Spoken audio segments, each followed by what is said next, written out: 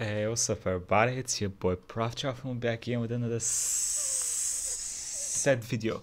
This is Dwarf Fortress review. I don't know what the fuck Dwarf Fortress is. I've never heard of that game, I've never played that game, I don't think. Unless it's like some old RPG, maybe I've played it, but I don't think so. Hey people, Seth here. Today, I'll be covering a long-running cult classic that's still updated and developed to this very day. A game which chronicles the lives and accomplishments of stumpy alcoholics as they struggle to avoid sobriety. A game where the most alcoholics as they oh come on, you can't put it for one frame. Of stumpy alcoholics. Who the fuck is this guy? As they struggle to avoid sobriety. A game where the most ludicrous events take place daily, where civilizations rise and fall just because someone left a Necronomicon in the public library. A game where the UI is so useless and convoluted that you'd honestly have an easier time playing Microsoft Excel. I'm a performance artist. Deep, dark fantasy. Ganging up. Come on, college boy. On my shoulder. I'm speaking, of course, about Dwarf Fortress. Dwarf Fortress is less of a game and more of a complex fantasy world simulation made by one guy over 20 years, and probably for the rest of his natural and unnatural lifespan, as we plan to crowdfund Tarn Adams a synthetic body so he can focus on what truly matters. Dwarf Fortress really is one of the greatest autism projects to ever blossom. Is this how I control the fucking game? Oh bro, that looks awful.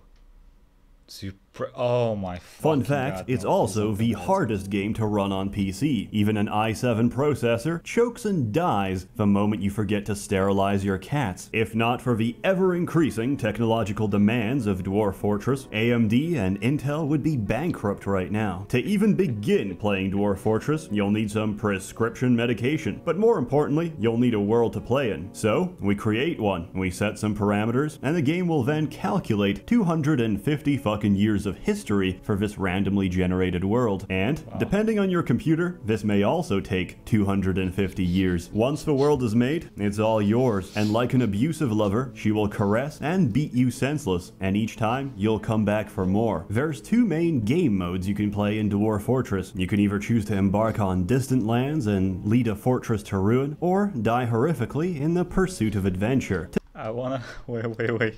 Dwarf Fortress, you can either choose to embark on distant lands, extended masochism, and lead a fortress to ruin, or die horrifically. Or I want to play as a horseshoe crab man. Horrifically in the pursuit of adventure. I mean, that does look pretty fucking cool, no? Okay. Again, let's cover Fortress mode. He keeps putting exactly like a frame of a picture, so it's so hard to fucking all you have to do is pick a nice place to embark, and that's about it. Despite common myths, Dwarf Fortress isn't complicated. Just follow a couple of tutorials and you'll be a seasoned veteran in no time. You should also download and use the Lazy Noob Pack, because the game is almost unplayable without it. Some may disagree with this statement, but to put it simply, they're fucking playable without it. Some may oh come on, how am I supposed to fucking pause on any of these? By the way, oh, it doesn't have 1080. Okay. I need to see those pictures. Those looked fucking fun. Playable without it. Some. Oh my god, brother. Jesus fucking Christ. May disagree with this statement, but to put it simply, they're fucking wrong. These same people will disagree with my choice of tile set, or the fact that I use a tile set at all. To answer these concerns and make this video that much easier to watch, I will be using all of the tile sets at random. In Fortress mode, you start out with 7 dwarves, given the difficult task of establishing civilization. The longer you survive and flourish, the more migrants will arrive from neighboring cities, attracted by the promise of your growing fortress. So it's basically Europe, what, a couple of months ago, right? From there on, any number of things can happen. Disaster, tragedy, invasions, and tantrum spirals which threaten to end your fort at any given moment. But whether you live or die, just remember, losing is fun. It's impossible to cover everything, so let me tell you some stories. The first fortress I ever founded was absolutely terrible. We had no metal, so instead we fought with sticks and traded pottery for any possible scrap of metal. We also lived in constant fear. There was a were-zebra on the loose. He kept eating my chickens and trampling my dwarves. A were-zebra. As if I couldn't escape the furry menace in real life, it torments me in my video games as well. It turned out that the were-zebra was a human musician who plays at my tavern, so I let him stay and snap a few chicken necks every month. The place was actually quite successful. 5 years on and no major invasions. What the hell? I asked my friend, who knows Dwarf Fortress, to take a look. He came back shocked and told me, "You're not at war with the goblins." How? I had no idea. My fortress was a place of culture and learning, of drunken revelry and international diplomatic renown. Life proceeded as normal. And then, one day, one of my guests of honor, a legendary human wrestler, had too much to drink and went into a murderous rage. He proceeded to grab a goblin dancer and pulled off her lower jaw. As she was screaming, he began thrashing her with her own jawbone. The situation quickly deteriorated as she retaliated back. My other dwarf... She's not dead after getting her jawbone ripped and getting hit over the head. What the fuck are these goblins made out of, bro? Upon seeing that a man was under attack and, fearing for his life, used appropriate self-defense to remove the assailant's ability to chew food, launched into a furious brawl. Whoa. Okay, we need to see how this works. The siege operator misses the goblin dancer. The siege operator collapses and falls to the ground from overexertion. The goblin dancer kicks the siege operator in the left upper arm with the goblin... So it's a male goblin dancer. With his right foot jamming the bone through the left shoulder and tearing apart the left shoulder's muscle and what the fuck? This fucking goblin dancer is John Jones. What the fuck are these fucking kicks, my guy? The siege operator is no longer stunned. The siege operator vomits. He retches. It's brawl.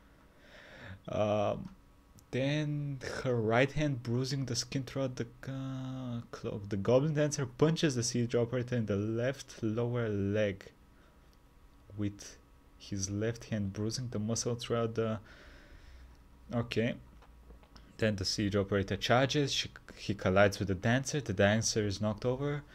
The operator collapses because he's exhausted. He should work on his fucking cardio for sure. Then the goblin dancer adjusts the grip of the goblin dancer adjusts the grip of the goblin dancer's left upper arm on the siege operator's lower front teeth. Okay. It was a bloodbath that marked the beginning of the race riots. Every goblin in my fortress was slaughtered. For our acts of racial cleansing, the goblins had declared war on us, one we couldn't win. And all because some retard couldn't handle his mushroom wine. Several months later, my fortress was swallowed by the Green Horde. Those who weren't murdered walled themselves off, went crazy and consumed each other. The rest starved to death. Dwarf Fortress, a fun, light-hearted experience for the whole family. My second fortress fared slightly better, until I dug too deep. My third, well, we all know, I dug too deep. You have discovered an eerie cavern. The air above the dark stone floor is alive with vortices? What the fuck is a vortice? Of purple light and dark, boiling clouds, seemingly bottomless glowing pits mark the surface. What did he discover for all you Dwarf Fortress professionals out there? Deep. My third? Well, we all know how this ends already, right? One of my dwarves... Are there Balrogs in this game? Probably not. Got possessed, so I walled off his workshop. I know how this fortress fared slightly better, until I dug too deep. My third? Well, we all know how this ends already, right? One of my dwarves got possessed, so I walled off his workshop, forgot about it, and accidentally opened up his crypt. In the middle of town, the nauseous fumes from his hot, decomposing body erupted across across several levels, driving everyone insane from the sight and stench of his swollen cadaver. In the chaos, a mother dropped her toddler into a shallow pool of water. The child drowned, causing the mother to go into a tantrum and attack an experienced axe dwarf, who decapitated her. The dead bodies caused more tantrums, which would result in even more dead bodies, which eventually reduced my population to a single person, a single axe dwarf, who was now considered legendary, having gained enough experience from beheading everybody else. My fourth attempt was actually fine. The fortress still stands as a grisly reminder of why we have health and safety. I read online somewhere that you could train your dwarves extremely quickly by constructing a danger room. The idea is simple. We put a dwarf in a room filled with traps, we activate them, and our brave warriors will ᚨᚱᚗ,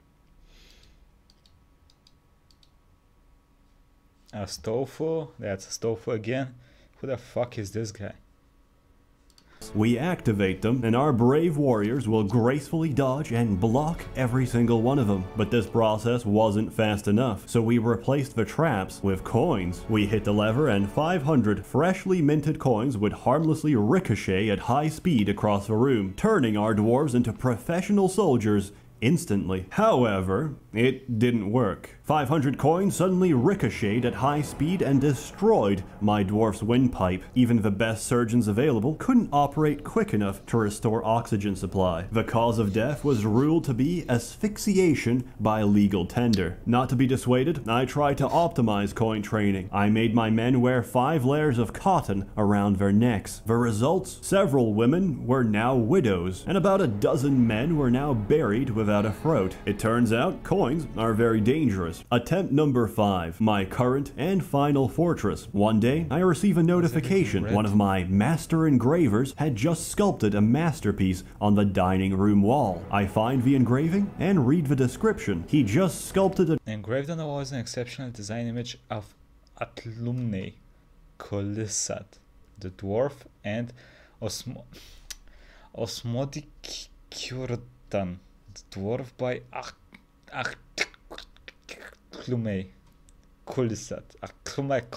is striking down.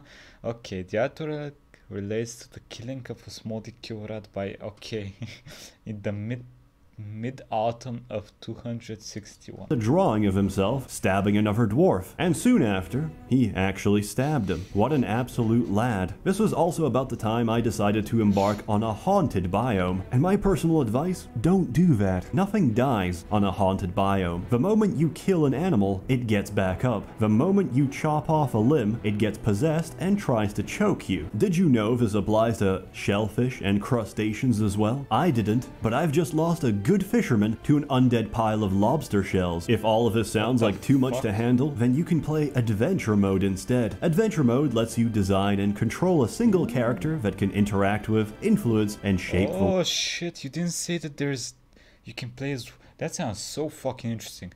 Yo, let me know if at this point of me watching the video, and this video was last year, like more than almost 2 years ago, has it been optimized where someone like me could learn this in less than an hour, maybe? World. Once again, it's impossible to cover everything, so instead I'll share some of my character's exploits. The very first character I ever made was a human, locally renowned for his acts of heroism. I didn't know the controls and didn't really care. I spent my entire time accusing children of being vampires and throwing silver at them until they died. No one dared intervene in my righteous crusade against darkness. Incidentally, one of the people I accused was actually a vampire, who proceeded to kill me instantly to get rid of the evidence. My second character was a whoa, y'all see this shit? These accusations are completely unfounded. I'm going to murder you to prove that. I do not think that is how it works. To get rid of the evidence. My second character was a kobold who had successfully integrated with modern civilization. To demonstrate how integrated I was, I immediately assassinated the king. To my surprise, the guards didn't even care. My reward for committing regicide was monarchy. I had become the new ruler of this kingdom. I spent the rest of my career spreading rumors that the previous king was murdered by myself. Everyone refused to believe it and said I, the king, was full of shit. My third character managed to find a really nice book, a book of necromancy, which I generously donated to one of my fortress libraries. After retiring from adventuring and checking up on the place, I was pleasantly surprised to find the place overrun with undead. Then, I got bored and installed some lore-friendly mods. Currently, I'm playing as Vegeta, a local Saiyan prince who accidentally used instant transmission to teleport to hell. There, I learned that the wrestling system in Dwarf Fortress is extremely elaborate, allowing Vegeta to choke hold demons while he plucks out their necks. After returning from the underworld, Vegeta spent several hours vomiting on townspeople and indirectly killed a child by doing push-ups. Later that day, an elvish serf refused to yield to the Saiyan prince. He rejected his generous demands for both of his shoes in exchange for his life. Now, I'm not very good at Dragon Ball Z lore, but I don't remember Vegeta being able to make Destructo discs, but who gives a shit? In this mod, he can. So, I decapitated a bunch of elves with energy discs and turned into a giant ape. Then I got drunk and crawled on the floor, stealing people's genitals. In case you haven't figured this out already, Dwarf Fortress is an amazing game. And not only that, it's unique. There's nothing quite like it. It's a sandbox and you make your own fun. And if you get bored of sand, there's a billion mods out there which make the game that much more intricate and entertaining. Sure, it's hard to get into, but then again, so are nursing homes. I give it a perfect score. Perfection is subjective, which is why everyone will see something different. Or something gay. As always, more content to come, so stay tuned. This video comes out much later than expected. What's up with that, Seth? You lazy schmuck? You've not even taken our money since November. Truth be told, I took a corporate position in December. Then, I realized I can do 100 times more by myself. So, I'm going all in. Seth is going full time. A warm thanks to the many members of Nice. Anyway, that was Seth's Dwarf Fortress review. Let me know what y'all think about this. Should I check it? Have they made it more noob friendly? I doubt it. I mean, he says they've been working on it for like 20 years, so the progress that they made in a year is probably not that much, right? So yeah, I don't think I'll be checking this shit out. It looks too much to get into, bro. The controls look fucking ugh. Yeah. Anyway, it's your boy Proftrof. Like, comment, subscribe, and see you next time. Everybody have a nice fucking